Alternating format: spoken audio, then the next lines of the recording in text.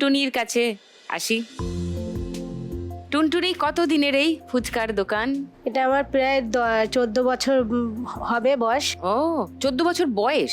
মানে দোকানটার বয়স। দোকানটার বয়স হ্যাঁ। 14। আচ্ছা। মানে আমার বাবা আমাকে যখন বিয়ে দিয়েছিল, খুব অল্প বয়সে বিয়ে দিয়েছিল, 16-17 বছরে বিয়ে দিয়েছিল। 1-2 বছর মধ্যে একটা কন্যা সন্তান হয়। হওয়ার পরে ওরা আমার ওখান থেকে মানে সন্তান কন্যা হয়েছে।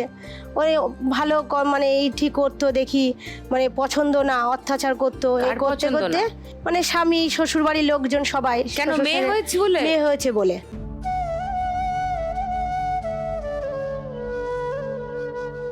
তো যাই হোক, আমি এখন কি করব, এরকম আর পেরে উঠছি না। বাবা তখন আর্থিক অবস্থা খুবই খারাপ ছিল। তখন আমি ওই মেয়েটাকে নিয়ে, তখন মেয়ে আমার এই 1-1.5 বছর বয়স, মেয়েকে নিয়ে আমি বাবার বাড়িতে চলে আসি। তারপরে আমি বাবারটা কেস চালানো হয়, 4 বছর ধরে কোর্ট কেস করা হয়, 4 বছর টেনেছে। এখন দেখছি বাবা একদম আর মানে পেরে উঠছে না। তখন আমি মিউচুয়াল ডিভোর্স নিজের ইচ্ছায় আমি দিয়ে দিয়েছি। আমি আমার মেয়েটাকেই শুধু নিয়ে আসতে পেরেছি, কিংবা আমার বাবা গরিবানায় আমাকে যা দিয়েছে আমি কিচ্ছু পাইনি। তা এখন কি করব, ওই মেয়েটাকে নিয়ে আমি বাড়ি চলে আসার পরে এখন চিন্তায় পড়ে গেছি কি করা যায়, মেয়েটাকে মানুষ করব কি করে।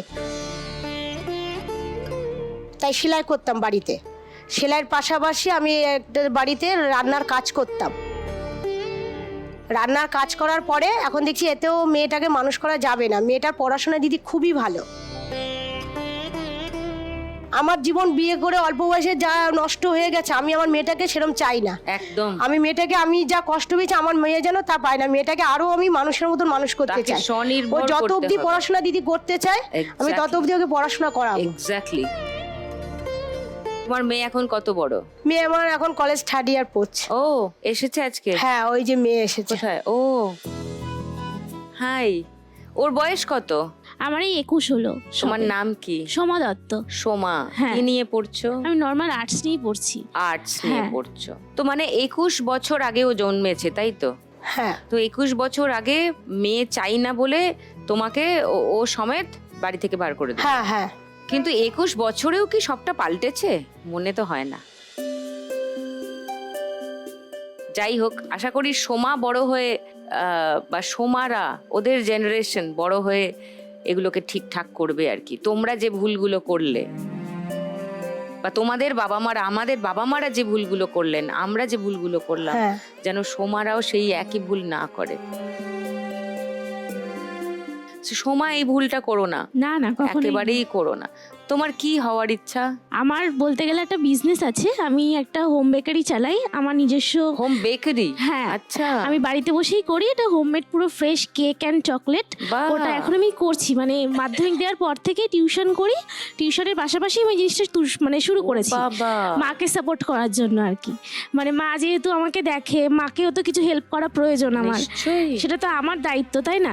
তাই আমি নিজের থেকেই শুরু করেছিলাম বিজনেসের। মানে মার কাছ থেকে আমি 1 টাকাও নিইনি বিজনেসটা মানে স্টার্ট করার জন্য। মাধ্যমিক পরীক্ষা দিয়ে কার মাথায় এত বুদ্ধি আসে আর সবকিছু মানে নিজের ইসের পরে অবাক হয়ে যাচ্ছি।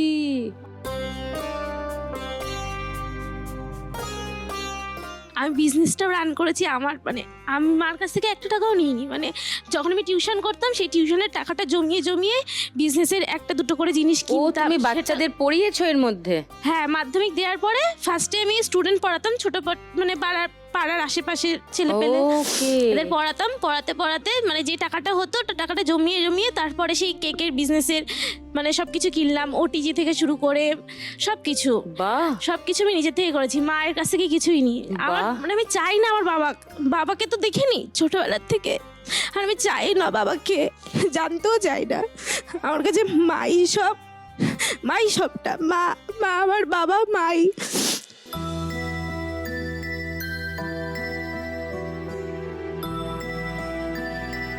কি বলছে তোমার মেয়ে? একটা মাধ্যমিকের ছাত্রী, তার এতটা উপলব্ধি যে সে কাজ করতে চাইছে, রোজগার করতে চাইছে। ফ্যান্টাস্টিক।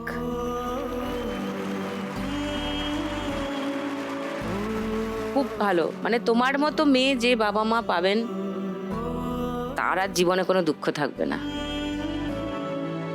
Very good girl. ওকে, কাঁদছে কেন পাশে? বোন হয়। তোমার বোন? না মানে হচ্ছে আর মাসির মেয়ে হয়। মাসির হ্যাঁ। মেয়ে হয়। ও কাঁদছে, তোমাকে আমি কাঁদতে কাচ্ছি তাই হোক